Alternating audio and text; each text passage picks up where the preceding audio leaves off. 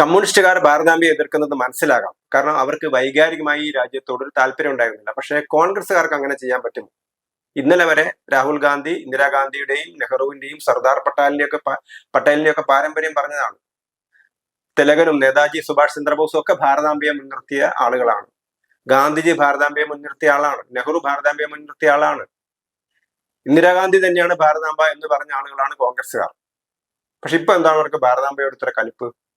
കമ്മ്യൂണിസ്റ്റുകാർ കുഴിച്ചിരിക്കുന്ന കുഴിയിൽ എന്തിനാണ് പോയിട്ട് വി ഡി സതീശൻ ചാടിയത്? വി ഡി സതീശനും വേണം തീവ്ര പാകിസ്ഥാൻ അനുകൂലികളുടെ വോട്ട് വേണം. അതുകൊണ്ടാണ് അവർ ഭാരതാംബയെ എതിർക്കുന്നത്. ഇനിയെങ്കിലും രാജ്യസ്നേഹികൾ ഇക്കാര്യത്തിൽ ചിന്തിക്കണം. കാരണം കടുത്ത രാജ്യവിരുദ്ധ പ്രവർത്തനം. ഒരു ഭാരത മാതാവിന്റെ പടം വെച്ചു എന്നുള്ളതിന്റെ പേരിൽ സർക്കാർ അവർ തന്നെ സംഘടിപ്പിച്ച പരിപാടി, രാജ്ഭവനിലെ പരിപാടി ബഹിഷ്കരിക്കുന്നു. ഇത്രമാത്രം രാജ്യവിരുദ്ധത ഒരു സംസ്ഥാന സർക്കാരിന് പ്രകടിപ്പിക്കാൻ പറ്റുമോ?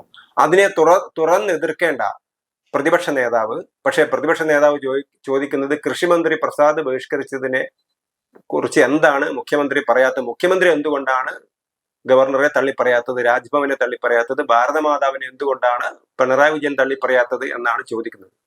അപ്പം കുറച്ച് ആളുകളുടെ വോട്ട് കിട്ടാൻ വേണ്ടി എത്രമാത്രം ഈ ഇടതുപക്ഷത്തിനും വലതുപക്ഷത്തിനും അധപ്പതിക്കാൻ കഴിയും എന്നുള്ളതിന്റെ തെളിവാണ് ഈ ഭാരതാംബയെ കുറിച്ചുള്ള ഈ വിവാദം.